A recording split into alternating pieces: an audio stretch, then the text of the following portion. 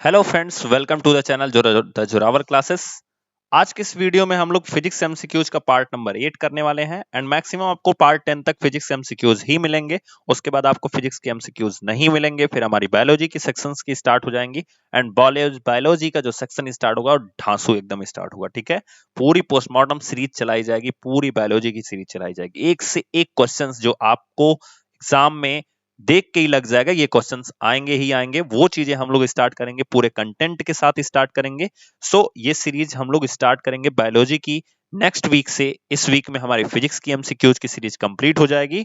Next week से biology की start होगी, क्योंकि बायोलॉजी अभी तक नहीं चली है। उसको स्टार्ट करेंगे। ठीक है, पहले क्वेश्चन, जैसा कि यहाँ पे आप फोर्थ देख रहे होगे, तो आप सोच रहे होगे सर फर्स्ट क्वेश्चन कहाँ गया। तो दोस्तों, पिछले वीडियोस में मैंने आपको 3 क्वेश्चन ऐसे कराए थे जिसमें इतना ज्यादा कॉन्सेप्ट था कि देखो, आपको नंबर ऑफ क्वेश्चन से ज्यादा मतलब नहीं रखना है। नंबर ऑफ क्वेश्चन तो ठीक है, मैं कॉन्सेप्ट जो सिखा रहा हूं ना वो बहुत इंपॉर्टेंट है। अब मैं 50 कॉन्सेप्ट एक ही दिन सिखा दूं तो आपको नहीं याद होने से रहा। मैंने 2-4 कॉन्सेप्ट बेहतर तरीके से आपको क्वेश्चंस के अंदर सिखाए थे। इसीलिए वहां पे 3 ही क्वेश्चन हुआ था। तो नंबर ऑफ क्वेश्चंस हम नहीं मैटर करेंगे। जो लोग कंटिन्यू बने हैं वो जान रहे हैं, आज के वीडियो को देखिएगा। और हाँ, जो लोग हमसे पहली बार जुड़े हैं, वो डिस्क्रिप्शन बॉक्स में हमारे द जोरावर क्लासेस नाम की जो ऐप है, उस पे डिस्क्रिप्शन बॉक्स में उसकी लिंक दी हुई है। आप लोग वहां पे ज्वाइन कर सकते हो। तब बेहतर, सबसे बेहतर कोर्सेस हम लोग वहां पे डिजाइन किए हैं। अगर आप इसके कंटेंट्स को बहुत बेहतर तरीके से जीरो लेवल से सीखना चाहते हो, हर सब्जेक्ट के केबीएस से, केवल हम लोग स्पेशली केबीएस के लिए अभी चल रहे हैं, केवल केबीएस को करा रहे हैं। केबीएस के लिए ही ओरिएंटेड चीजें मिलेंगी आपको। आपको फीडबैक मिले होंगे, यूट्यूब चैनल पे हमारे वीडियोस हैं फीडबैक की, आप लोग देख सकते हो कि बच्चों का क्या फीडबैक है। आप लोग वो जो ऐप है उसको डाउनलोड कर लीजिए और अपने व्हाट्सएप नंबर से, इस व्हाट्सएप नंबर पे अपना नाम और पोस्ट सेंड कर दीजिए। तो चलिए स्टार्ट करते हैं। क्वेश्चन है पहला, न्यूटन सेकंड लॉ। तो जैसे ही मैंने आपको बताया ना कि मैं कैसे क्वेश्चंस कराया था, तो अब देखिए क्वेश्चंस मैं कैसे कराता हूं। Newton second law, so what is the first and third law. तो सबसे पहले तो हम फर्स्ट एंड थर्ड लॉ सीखेंगे। तो ऐसे ही मैं क्वेश्चंस कराता हूं, क्योंकि अगर आप पूरी सीरीज देख लो तो आपकी पूरी फिजिक्स तैयार हो जानी है। तो फर्स्ट एंड थर्ड, तो पहले तो ये हम समझ लेते हैं फर्स्ट एंड थर्ड क्या होता है। तो फर्स्ट लॉ जो होता है, सेकंड लॉ तो हम क्वेश्चन में पढ़ ही लेंगे। फर्स्ट लॉ क्या होता है, इसे इनर्सिया का नियम भी कहते हैं, यानी inertia, the law of inertia बोलते हैं, जड़त्व का नियम कहते हैं। अब ये होता क्या है इसको भी समझ लीजिए। न्यूटन के पहले नियम के अनुसार, यानी जड़त्व के नियम के अनुसार अगर हम बात करें, तो कहा जाता है यदि कोई वस्तु विरामावस्था में है, ध्यान से समझिएगा, यदि कोई वस्तु, जैसे ये बस है, विरामावस्था में है तो ये विरामावस्था में ही रहेगी। या कोई वस्तु, जैसे ये बस दूसरी वाली, अगर ये गतिमान अवस्था में है तो ये गतिमान अवस्था में ही रहेगी, जब तक कि इस पर कोई एक्सटर्नल फोर्स अप्लाइड ना किया जाए, जब तक कोई इस पर बाह्य बल अप्लाई ना किया जाए। तो इस चीज को ध्यान रखिएगा, इसी को इनर्सिया बोलते हैं। क्योंकि अब सोचो, अब आप सोच रहे होगे सर ऐसी कैसी बात है कि ये जो बस है गतिमान में, ये गतिमान में ही रहेगी, ऐसा कैसे हो सकता है। तो आप समझो कि ये बस गतिमान में इसलिए नहीं रहती है क्योंकि जब हम बस चलाते हैं या बस जब चल रही होती है, तो वो घर्षण बल जो होता है उसका डायरेक्शन इस डायरेक्शन में काम करता है और बस इस डायरेक्शन में चलती है। तो इनका जो परिणामी बल होता है, F1 और F2 अगर हम ले लें, तो इनका जो परिणामी बल होता है वो जब शून्य हो जाएगा, तो बस जो होती है, ठीक है, इनके बीच का जो परिणामी बल होता है वो शून्य अगर हो जाएगा तो बस अपनी अवस्था में ही बनी रहेगी। ठीक है, ध्यान समझिएगा मैं क्या बोल रहा हूं। जब F1 ज्यादा हो जाता है तो बस रुक जाती है, F2 क्या होता है, धीरे धीरे कम हो जाएगा, और F1 ज्यादा हो जाएगा तो बस अपने आप रुक जाएगी। ठीक है, तो इसी वजह से अगर ये F1 हो ही ना, तब ये जो बस चल रही है ये ऐसे चलती ही जाएगी, चलती ही जाएगी, मतलब पेट्रोल की जरूरत ही नहीं है। ऐसे चला दो और चलते जाए, मतलब घर्षण होगा ही नहीं, तो पेट्रोल की जरूरत ही नहीं होगी। पेट्रोल की जरूरत नहीं होगी तो बड़ा मजा आएगा, चलती जाएगी चलती जाएगी, लेकिन कहीं उतरना है तो फंस गए। तो इसलिए घर्षण का भी होना जरूरी है। तो पहला रूल जो न्यूटन का है उसे हम जड़त्व के नियम के नाम से भी जानते हैं, कॉपी में नोट कर लीजिएगा। Newton's first law is also known as the law of inertia. ठीक है, नेक्स्ट है, सेकंड तो हम पढ़ेंगे ही, थर्ड क्या है वो देख लेते हैं। थर्ड रूल जो कहता है वो ये कहता है कि एक्शन रिएक्शन लॉ, इसका नाम है एक्शन रिएक्शन लॉ। ठीक है, तो इसमें क्या होता है कि जितना आप किसी चीज पे बल लगाते हो, वो सामने वाली वस्तु आप पर उतना ही फोर्स लगाती है। ठीक है, जैसे मान लो आप किसी दरवाजे को धक्का दे रहे हो, ठीक है, अब ध्यान से समझिएगा। मान लो कोई दरवाजा है, ठीक है, और आप उसके सामने खड़े होकर के ठीक है, आप इसको धक्का दे रहे हो, तो ये दरवाजा आप पर भी उतना ही धक्का देगा, बशर्ते क्या होता है, ध्यान से समझिएगा, आप पे उतना ही धक्का देगा, लेकिन जब आपका फोर्स ज्यादा हो जाता है तो ये दरवाजा पीछे खुल जाता है।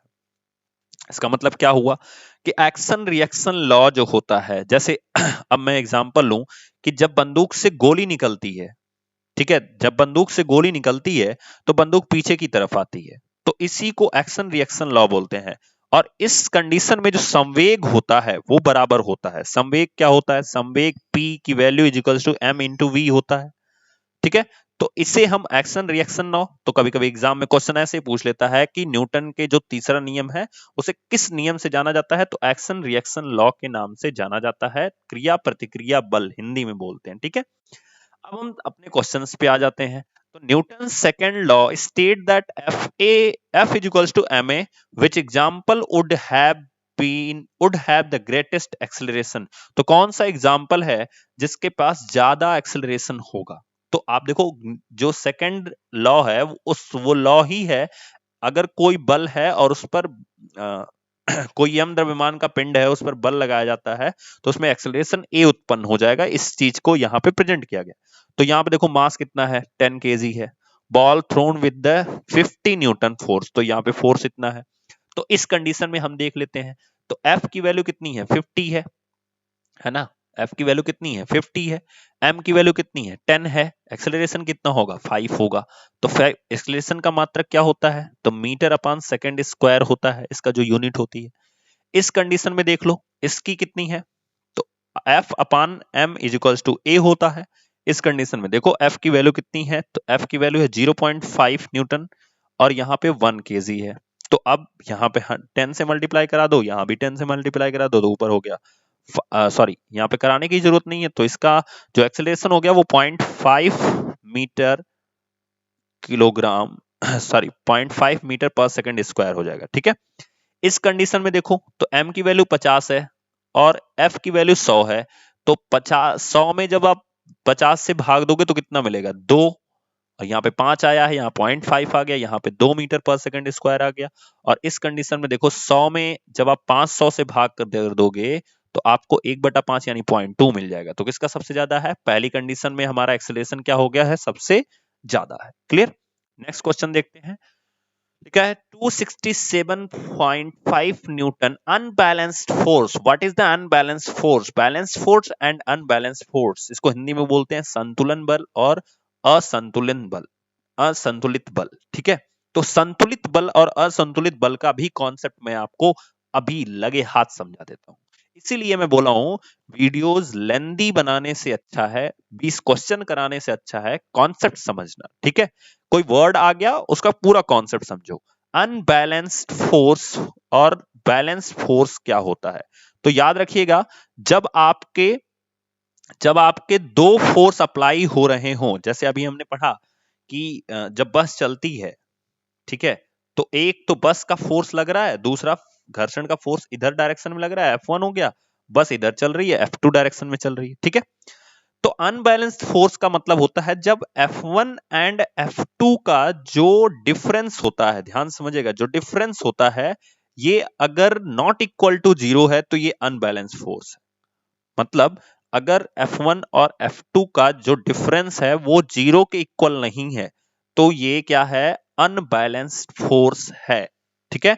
और बैलेंस फोर्स का मतलब क्या होता है, जब F1 और F2 का जो डिफरेंस है वो क्या हो जाए, 0 हो जाए। It means that we can say here कि that F1 is equals to F2 हो जाए।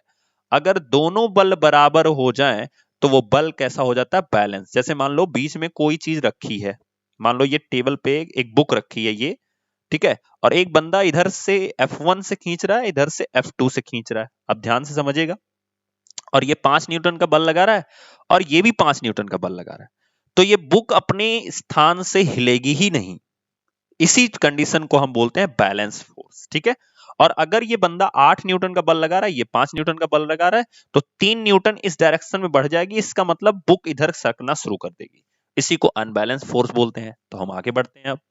तो लिखा गया है 267.5 unbalance force applied to push a stuffed chair across the room, मतलब पूरे रूम में घुमाने के लिए इतना न्यूटन का बल अप्लाई किया जा रहा है, यानी F इज इक्वल्स टू कितना हो गया 267.5 न्यूटन। ठीक है, causing an acceleration 4.2 मीटर पर सेकंड स्क्वायर। तो एक्सेलरेशन यानी ए की वैल्यू कितनी हो जाएगी 4.2 मीटर पर सेकंड स्क्वायर हो गई।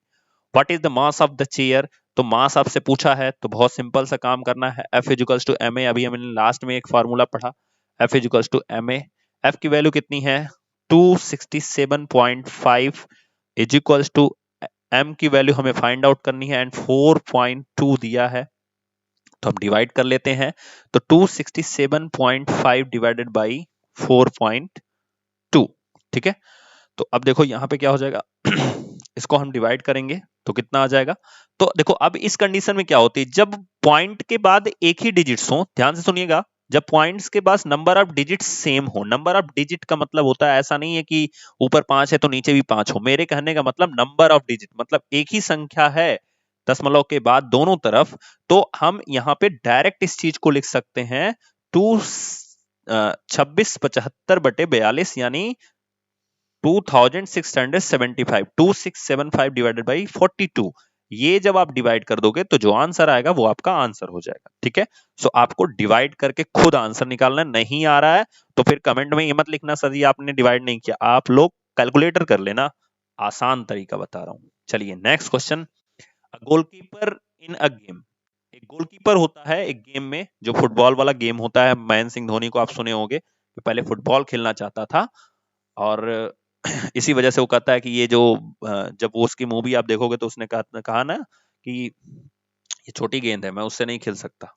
ठीक है, तो इसमें क्या दिया है, a goalkeeper in a game of football pulls his hand backward, वो अपने हाथ को पीछे ले जाता है, अपने हाथ को क्या करता है पीछे ले जाता है, after holding the ball shot at the goal, जब वो होल्ड करता है शॉट को कहां पे, गोल के सामने, तो जब गेंद पकड़ता है तो अपने हाथ को पीछे ले जाता है। This enables the goalkeeper to, क्या करता है वो जो काम कर रहा है, जब वो अपने हाथ को पीछे ले जा रहा है, मान लो वो गेंद पकड़ रहा है, गेंद ऐसे आई और वो बंदा है, ठीक है, बंदा है और इसके हाथ पे जब गेंद आ रही है तो ये अपने हाथ को ही पीछे कर दे रहा है, तो ये क्या कर रहा है, ये कर रहा है exert large force on the ball, मतलब बॉल पे ज्यादा फोर्स ये एक्सर्ट कर रहा है, exert large force on the ball। फिर दिया गया increase the force exerted by the ball on hands, increase the force exerted by the ball on hand, increase the rate of change of momentum, increase the rate of change of momentum and decrease the rate of change of momentum। तो अब आपको ये बताना है कि जब वो बंदा अपना हाथ पीछे कर रहा है तो वो क्या कर रहा है, वो सिंपल सा काम कर रहा है भैया, rate of change of momentum जो है उसको डिक्रीज कर रहा है, कम कर रहा है। ठीक है, क्योंकि उसके हाथ पे अगर वो डिक्रीज पीछे नहीं ले जाएगा तो उसको चोट लगेगी, जब वो पीछे ले जाता है, पीछे ले जाता है तो जो वेट आता है अचानक से उसके हाथ पे वो मैनेज हो जाता है धीरे धीरे। ठीक है ना, चलिए आगे देखते हैं। The speed of the car, जिसका वेट दिया गया है 1500 किलोग्राम है, increase from 36 kilometre per hour to 72 kilometre per hour uniformly. अगर आपको ये वीडियोस नहीं समझ में आ रही दोस्तों ना, तो आपको मोशन का पहला वीडियो जाके अच्छे से देखो, वहां पे फोर्स का जो मोशन का वीडियो है, अगर ये अच्छे से कॉन्सेप्ट ये नहीं आ रहा है तो आपको हमारे डिस्क्रिप्शन बॉक्स में द जोरावर क्लासेस नाम से ऐप मिलेगा, उस ऐप को आप डाउनलोड कर लीजिए, वहां पे कोर्स है, उसको जाके आप देखिए, उसकी डेमो क्लासेस वहां पे आपको अच्छी लगे तो कोर्स आप जरूर लीजिए, और आपको गारंटी देते हैं हम इस चीज की कि आप अगर इस चीज को देखोगे तो आप कभी नहीं ये कहोगे कि सर हमें अब फिजिक्स नहीं आती है, क्योंकि मैं ये चीज करके देख चुका हूं और बहुत सारे बच्चों का रिस्पांस आ चुका है। ठीक है, चलिए, तो 1500 किलोग्राम की एक कार है जो 36 किलोमीटर प्रति घंटे की स्पीड को 72 किलोमीटर प्रति घंटे की स्पीड में बढ़ा देती है। What will be the change in momentum of the car. तो मोमेंटम का मतलब क्या होता है, P equals to M into V। ठीक है, तो पहले क्या था, पहले P1 के केस में M1 V1 हो गया, P2 के केस में क्या हो गया, M2 V2 हो गया। ठीक है, तो अब देखो अगर हम बात करें MKS सिस्टम में तो मीटर किलोग्राम और सेकंड होता है, तो हमें किलोग्राम तो मिला है लेकिन यहाँ पे किलोमीटर पर आवर मिला है, तो ये डिफरेंस है। तो इसको पहले हमें किसमें चेंज करना पड़ेगा, मीटर में चेंज करना पड़ेगा। तो मैं फिर से बताता हूं, अगर आप किसी वैल्यू को किलोमीटर से मीटर में चेंज कर रहे हो तो एक फॉर्मूला होता है 8/15 और 15/8। अब किसको चीज, सॉरी 5 समथिंग, सॉरी ये आपका हो जाएगा 5/18 करके होता है। तो इसको ध्यान से देख लेते हैं हम, ठीक है। अगर हम किसी वैल्यू को किलोमीटर से मीटर में चेंज कर रहे हैं तो हमें एक वैल्यू है 5/18 और 18/5। अब इन्हीं दोनों में से यूज करना होता है, कौन सा यूज करें, बड़ा कंफ्यूजन है। सर जब किलोमीटर से मीटर में चेंज करते हैं ना, जब किलोमीटर से मीटर में चेंज करते हैं तो किलोमीटर बड़ा है, मीटर छोटा है। तो मीटर में जब चेंज करते हैं तो छोटे में चेंज कर रहे हैं, इसलिए छोटा वाला ऊपर रखेंगे, बड़ा वाला नीचे रखेंगे। अब कितनी वैल्यू को चेंज करना है, तो 36 किलोमीटर को चेंज करना है। तो यहाँ पे आप 36 गुणे 5/18, तो 18 दूना 36, 5 दूना 10, यानी उसकी स्पीड हो गई 10 मीटर पर सेकंड से। अब चूंकि खुद देखो ये इंक्रीज कर रहा है डबल में, तो सिंपल सा इसका आंसर हो जाएगा, ये क्या हो जाएगा, ये 10 का हुआ, 36 वाला 10 में हुआ, तो 72 वाला किस में हो जाएगा, तो ये हो जाएगा 20 मीटर पर सेकंड में। तो इस तरह से हमें V1 और V2 पता चल गया। क्लियर हो गया, V1 और V2 पता चल गया। तो V1 की वैल्यू आपको डिफाइन हो गई 10 मीटर पर सेकंड एंड V2 की वैल्यू कितनी डिफाइन हो गई, 20 मीटर पर सेकंड। क्लियर हो गया। तो ये दोनों वैल्यूज अगर आपको डिफाइन हो गई हैं, अब आपको मास जो दिया गया है वो दिया गया है 1500 kg, और आपसे पूछा गया चेंज इन मोमेंटम आप बताइए। तो पहला मोमेंटम आपका क्या आएगा, पहले मोमेंटम अगर हम देखेंगे तो 1500 इंटू 10, ठीक है, पहले ये होगा। दूसरा मोमेंटम क्या होगा, दूसरा मोमेंटम हमारा P2 की वैल्यू हो जाएगी 1500 इंटू 20।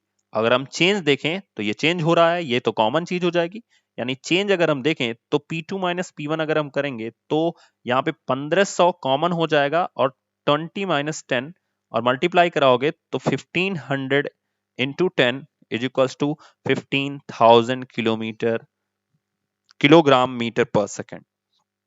तो ये होगा हमारा मोमेंटम चेंज, ठीक है।